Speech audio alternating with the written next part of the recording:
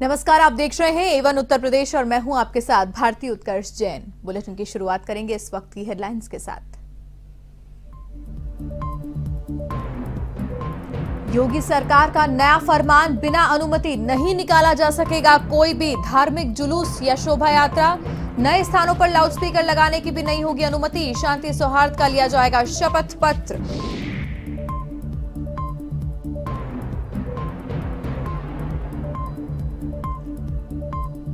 योगी cabinet की पहली बैठक में 14 प्रस्तावों पर लगी मोहर। लैब असिस्टेंट के 3/4 पदों पर होगी सीधी भर्ती। दिव्यांगों को न्यायिक पदों पर 4% आरक्षण देने का फैसला।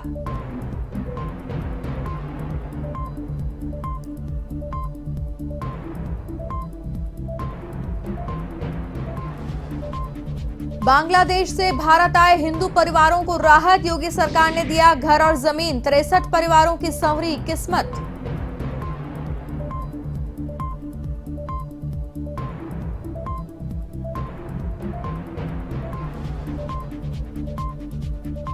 यूपी के देवरिया में रफ्तार का कहर। रोडवेज बस और बोलेरो की टक्कर। हादसे में 6 की मौत। तिलक समारोह से लौटते समय हुआ हादसा।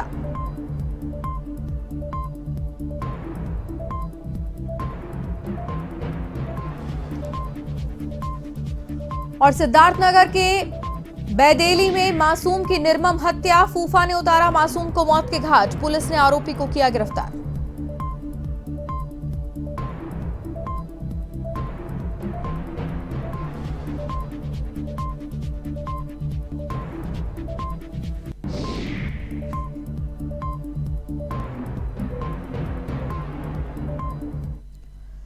दिल्ली के जहांगीरपुरी में हुई हिंसा के बाद तमाम राज्यों की सरकारें सतर्क हैं और इसी कड़ी में यूपी की योगी सरकार ने बड़ा फैसला लिया। यूपी में अब बिना अनुमति के कोई भी शोभा यात्रा या धार्मिक जुलूस नहीं निकाला जा सकेगा और इस सिलसिले में सरकार की ओर से एक आदेश जारी कर कहा गया है। सीएम योगी ने कहा कि शोभा यात्रा निकालने से पहले आयोजकों से शांति सौहार्द कायम रखने के संबंध में शपथ पत्र लिया जाएगा। मुख्यमंत्री ने आदेश जारी करते हुए कहा कि सिर्फ उन्हीं धार्मिक जुलूसों को अनुमति दी जाएगी जो पारंपरिक हों। नए आयोजनों को अनावश्यक अनुमति नहीं मिलेगी। आपको बता दें कि हनुमान जयंती के मौके पर दिल्ली के जहांगीरपुरी में हिंसा हुई थी। इस हिंसा के मामले में पुलिस अब तक 24 आरोपियों को गिरफ्तार कर चुकी है और इस हिंसा में शामिल 2 नाबालिग भी पुलिस की हिरासत में ही हैं।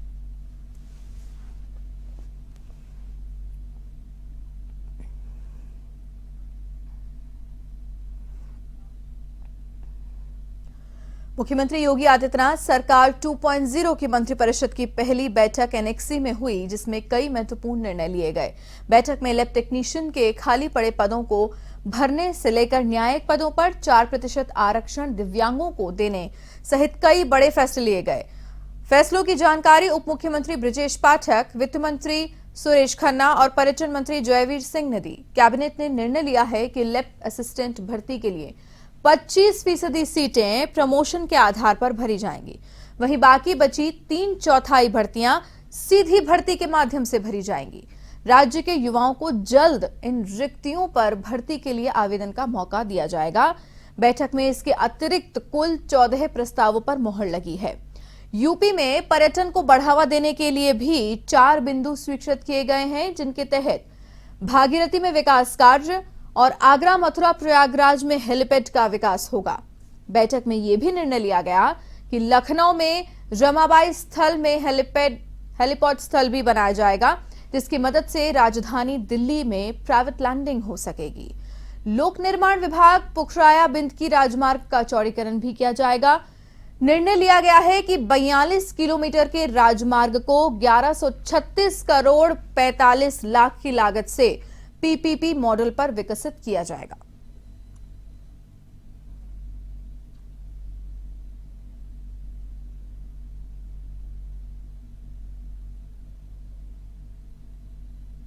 गोपन अनुभाग में एक विशेष काम था ये कि अभी तक आप देखते थे कि जो पदनाम था, पहले अनुसचिव, उप सचिव, फिर धीरे धीरे सचिव हुआ, फिर प्रमुख सचिव हुआ। अब वहां पर अपर मुख्य सचिव का पद भी है और उस पद काफी समय से लोग काम कर रहे हैं। तो उसके लिए अपर मुख्य सचिव जो है वो गोपन अनुभाग ने आज प्रस्ताव दिया, उस पर हम लोगों ने इसको स्वीकृति प्रदान की है। इसके अलावा होमगार्ड्स अनुभाग में होमगार्ड के जो पहले जो हमारे अधिकारी हैं उनको इंसास राइफलें दी जा चुकी हैं, ट्रेनिंग काम कर रहे हैं। कुछ अधिकारियों को पिस्टल दी गई थी और अभी 153 पिस्टल को खरीदने का प्रस्ताव होमगार्ड अनुभाग ने दिया अधिकारियों को देने के लिए, उसको भी स्वीकृति प्रदान की।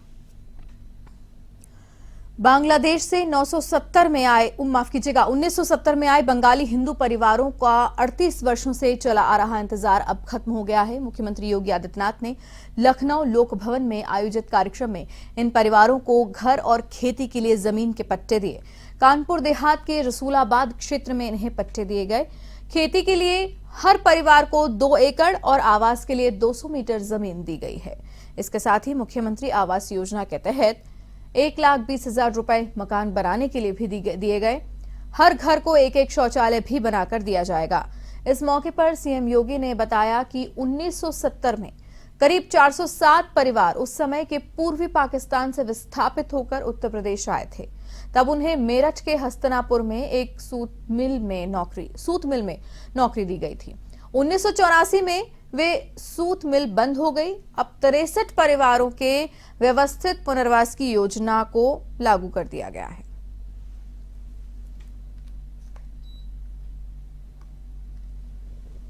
भारत माता की, भारत माता की, भारत माता की।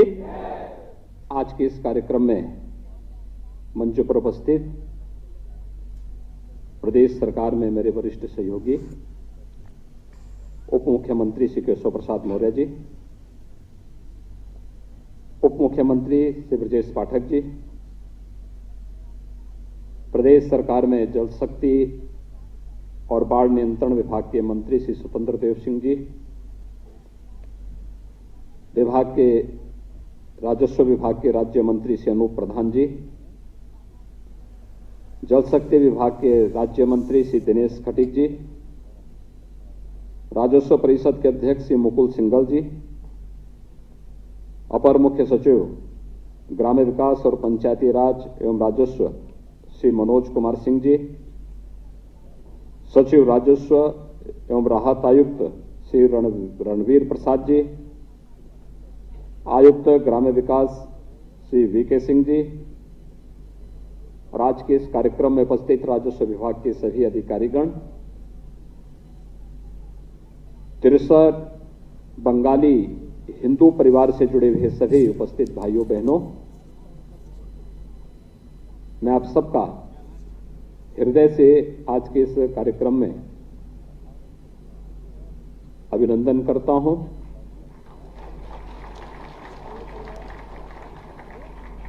अड़तीस वर्षों की आपकी जो प्रतीक्षा थी वह प्रतीक्षा दूर हुई और इन सभी 63 परिवारों को राज्य सरकार के द्वारा कानपुर देहात जनपद के रसूलाबाद में प्रत्येक परिवार को 2 एकड़ भूमि, 200 वर्ग मीटर का आवास का पट्टा और मुख्यमंत्री आवास योजना में एक आवास और शौचालय, यह स्वीकृति प्रदान करते हुए मुझे अपने साथियों के साथ प्रसन्नता की अनुभूति हो रही है। हम लोगों ने जब प्रधानमंत्री मोदी जी ने पाकिस्तान, बांग्लादेश, अफगानिस्तान से आए हुए उन देशों के अल्पसंख्यक समुदाय के लोगों को भारत के अंदर नागरिकता देने और उनके पुनर्वास के कार्यक्रम का एक एक्ट पास किया, तो हम लोगों ने प्रदेश के अंदर पूरे पुराने कागज ढूंढने शुरू किए कि आखिर कौन ऐसे परिवार हैं जिन लोगों के बारे में इस कार्यक्रम को यूपी के अंदर आगे बढ़ाया जा सकता है। और तब हमारे सामने आए तो 1970 में आए हुए इन परिवारों की स्थिति अत्यंत बदहाल है।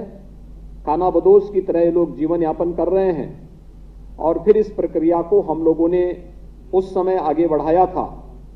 इस दौरान 2 वर्ष तक कोरोना कालखंड में हम लोगों ने देखा कि एक व्यक्ति के जीवन को बचाने के लिए जो प्रयास प्रधानमंत्री मोदी जी के नेतृत्व में प्रारंभ हुए, हमें पूरी ताकत वहां लगानी पड़ी। लेकिन आज मुझे प्रसन्नता है कि राजस्व विभाग ने समयबद्ध ढंग से इन कार्यक्रमों को आगे बढ़ा करके इन 63 परिवारों के व्यवस्थित पुनर्वास की एक कार्य योजना को आज यहां पर लागू कर दिया है और इन्हें आवासीय पट्टा यहां पे कुछ लोगों को हमने दिया है, बाकी आप लोगों को वहां पर उन लोगों को उन्हीं की सीट पर ये सभी कागजात उपलब्ध हो जाएंगे। उन्हें 2 एकड़ भूमि,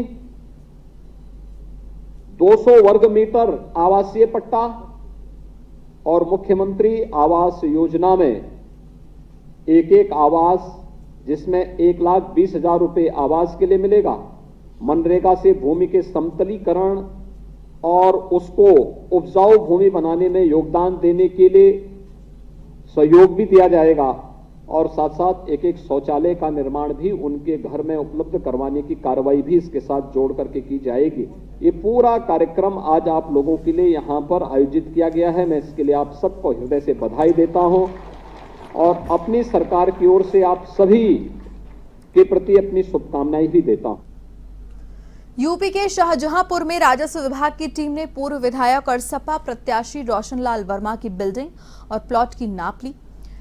इस दौरान राजस्व विभाग की कार्रवाई को देखकर पूर्व विधायक ने मुख्यमंत्री योगी आदित्यनाथ की तारीफ में कसीदे पढ़ना शुरू कर दिया और न्याय की गुहार लगाई। इधर राजस्व विभाग के अधिकारियों का कहना था कि नाप के बाद अगर जमीन सरकारी पाई गई तो आगे की कार्रवाई की जाएगी।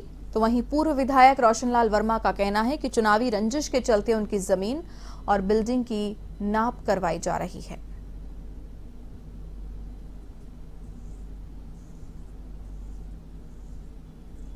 देखिए, अतिक्रमण को लेकर के आई थी कि सरकारी ज़मीन पे जो है अतिक्रमण किया गया है, तो उसके लिए हम लोगों ने इसी लिहाज, क्योंकि एक शिकायत और भी रहती थी कि जो हमारे यहाँ के लोकल लेखपाल वगैरह हैं उनके अलावा भी हम लोग जो है वो अन्य क्षेत्रों के लेखपाल को भी लेकर के आए। तो इसीलिए आज हमने जो है एक संयुक्त टीम बनाई है और 2 जगहों की हम लोग आज जांच कर रहे हैं, जिसमें एक संडा खास है और दूसरा ये जो प्रॉपर निगोई है। देखिए, ये जो दुकानें बनी हैं थाने के बगल में, ये मेरी अपनी ज़मीन नहीं है। मेरा बेटा विनोद वर्मा, उसकी मृत्यु हो चुकी है, उसने ज़मीन खरीदी थी। ये हमारी बेवा बहू रुचि वर्मा, पत्नी स्वर्गीय विनोद कुमार वर्मा, एक पुत्र है ऋषभ वर्मा, पुत्री है रिया वर्मा। ये ज़मीन उसकी है और इस ज़मीन 2010 में खरीदी गई थी। अगर ये नाप हुई है तो मुझे कोई इतराज़ नहीं, विधिवत नाप हो इसकी। जो जिस खेत में खरीदी गाटा संख्या 335 में, उस खेत की भी पैमाइश हो जानी चाहिए। जहाँ पर मिलजुला नंबर हैं तो मिलजुला जो काश्तकार हैं उन रोडवेज की अनुबंधित बस से टकरा गई। टक्कर इतनी भीषण थी कि बोलेरो के पड़खच्चे उड़ गए, तो वहीं रोडवेज बस भी पलट गई। हादसे की सूचना पाकर मौके पर पहुंची पुलिस ने वाहन में फंसे लोगों को बाहर निकालकर उपचार के लिए जिला अस्पताल पहुंचाया, जहां पर कुछ घायलों का इलाज जिला अस्पताल में चल रहा है। तो वहीं कुछ घायलों की हालत नाजुक बनी हुई है, जिसे देखते हुए चिकित्सकों ने उन्हें मेडिकल कॉलेज गोरखपुर रेफर किया। जिलाधिकारी और पुलिस अधीक्षक ने भी अस्पताल पहुंचकर घायलों के उपचार के संबंध में चिकित्सकों से बातचीत की। जानकारी के मुताबिक कुशीनगर के कोहड़ा गांव निवासी रविंद्र तिवारी के घर से देवरिया के गौरी बाजार के रामनगर गांव में तिलक आया था। तिलक समारोह में भोजन के बाद बारी बारी से गाड़ियां कुशीनगर के लिए लौटने लगीं। ये बोलेरो भी कुशीनगर ही लौट रही थी। बोलेरो रुद्रपुर और गौरी बाजार रोड पर पन्नहा और इंदुपुर के काली मंदिर के बीच ही पहुंची थी कि गौरी बाजार की ओर से आ रही तेज रफ्तार अनुबंधित बस से आमने सामने की भीषण भिड़ंत हुई।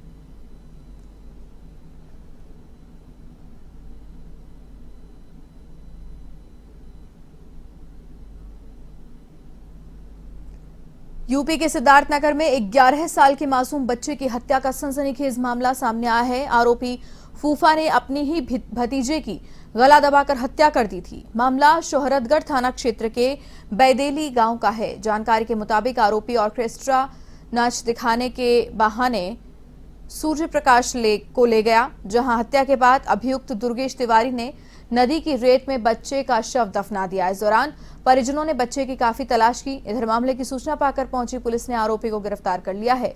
पूरा मामला घरेलू विवाद से जुड़ा बताया जा रहा है।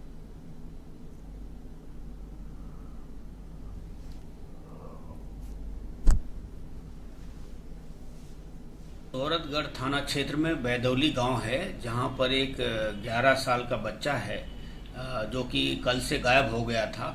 उसकी सूचना थाने पर जैसे मिली थी वैसे ही तत्काल मुकदमा पंजीकृत हो गया था और उसमें एक टीम गठित किया था। उसमें लगभग आधा दर्जन संदिग्धों को ला करके थाने पर उनसे पूछताछ की गई।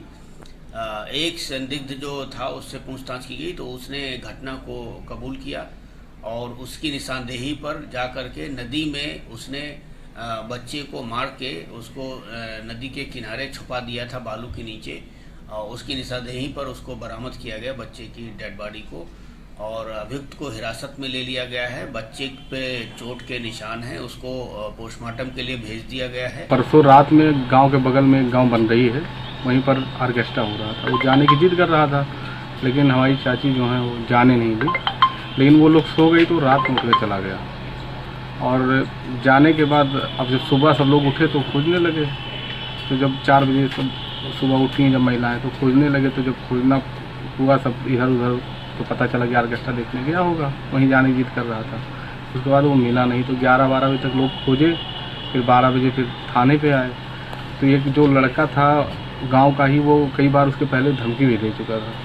तो उसी को शक के बिना पे उसको उठवाया गया, मतलब उसके खिलाफ वो किया गया। तो उसका नंबर ट्रेस किया गया, तो उसको पकड़ के लाए, तो वही पूछताछ में बताया। तो फिर यूपी के कौशाम्बी में कलयुगी पिता ने बाप बेटी के पवित्र रिश्ते को कलंकित किया है। यहां चरवा थाना क्षेत्र के एक गांव में 2 बेटियों ने अपने ही पिता पर दुष्कर्म का आरोप लगाया।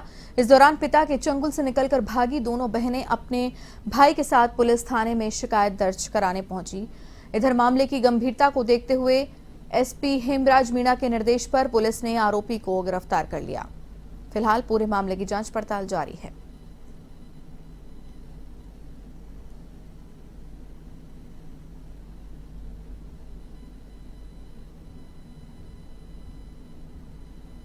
तहरीर दिया है कि उनके पिता के द्वारा उनकी छोटी बहन है जो कि नाबालिग है, उसके साथ में दुष्कर्म का कार्य किया है। इसी को देखते हुए तत्काल इसमें थाने पे FIR पंजीकृत की गई थी और उसके बाद में जो भी आरोपी व्यक्ति है उसको गिरफ्तार कर लिया गया है। और जो पीड़िता है उसका 164 और 161 का बयान की कार्रवाई की जा रही है, मेडिकल उसका कराया जा रहा है। और जो भी इसमें आरोप मिलेंगे उसी आधार पर आगे इसमें इन्वेस्टिगेशन। गोरखपुर में आबकारी विभाग की ओर से चलाए गए विशेष अभियान के तहत राजघाट थाना क्षेत्र के कई जगहों पर दबिश दी गई। इस दौरान 110 लीटर अवैध कच्ची शराब बरामद की गई। साथ ही 3000 लीटर लहन नष्ट किया गया। साथ ही 2 लोगों के खिलाफ मामला भी दर्ज किया गया है।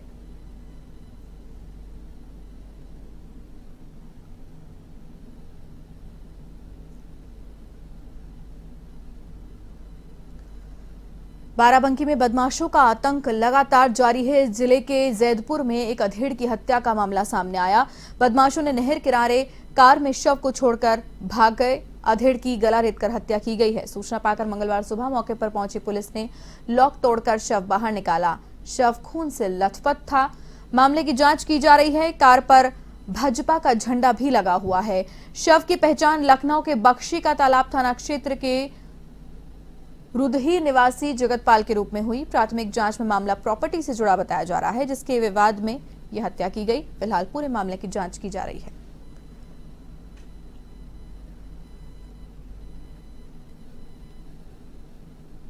सूचना मिली कि थाना जैदपुर क्षेत्र में एक सफारी गाड़ी जिसमें एक व्यक्ति की डेड बॉडी है। इस सूचना पर तत्काल थाने की पुलिस और सभी उच्च अधिकारीगण फील्ड यूनिट के साथ डॉग स्क्वाड के साथ मौके पर पहुंचे हैं और घटनास्थल का वैज्ञानिक साक्ष्यों के संकलन करने के लिए बहुत गहनता से निरीक्षण किया जा रहा है। जो आसपास के लोग हैं, लोकल्स हैं, उनसे भी इस बारे में जानकारी की जा रही है। प्रथम दृष्टया ये लग रहा है कि इस व्यक्ति को किसी ने धारदार हथियार से मारा है, जिससे उसकी मृत्यु हो गई है और मृतक की जो है वो पहचान भी कर ली गई है। ये जगतपाल हैं जो बख्शी का तालाब लखनऊ के रहने वाले हैं। इनके परिवार को सूचना दी जा रही है और इस घटना में जो भी शामिल व्यक्ति हैं, जो प्रथम दृष्टया पुलिस को कुछ लीड्स मिली हैं, उनके आधार पर पुलिस कार्रवाई कर रही है और 3 टीमों का गठन करके जल्द ही इस घटना के पीछे जो अभियुक्त हैं उनको। पीलीभीत के सुनगढ़ी थाना क्षेत्र में गैस चौराहे पर एक दुकान में अचानक से आग लग गई, जो धीरे धीरे काफी तेज लपटों में बदल गई। दुकान से आग की लपटों को निकलते देख किसी स्थानीय लोगों ने सुनगढ़ी पुलिस को सूचित किया। सूचना के बाद मौके पर पहुंची पुलिस ने आग बुझाने के प्रयास किए। साथ ही दमकल की मदद से आग पर काबू पा लिया गया। बताया जा रहा है कि शॉर्ट सर्किट की वजह से दुकान में आग लगी थी, जिसमें लाखों का नुकसान हुआ है।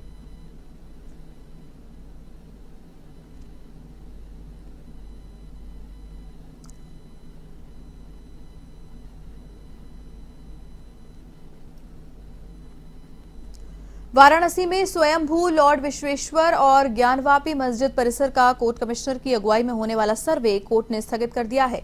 ये निर्णय जिला प्रशासन द्वारा सर्वे के खिलाफ दाखिल की गई अर्जी के बाद लिया गया। जिला प्रशासन ने अपनी अर्जी में कहा है कि इस सर्वे से परिसर की सुरक्षा व्यवस्था भंग हो सकती है।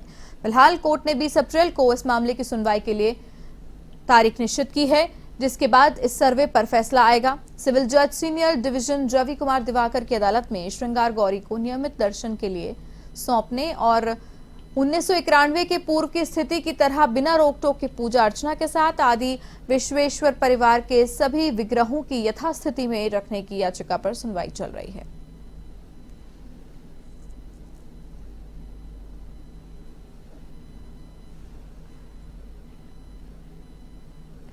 और इसी के साथ इस बुलेटिन में फिलहाल के लिए इतना ही। देश और दुनिया की तमाम बड़ी खबरों के लिए आप देखते रहिए A1 TV। नमस्कार।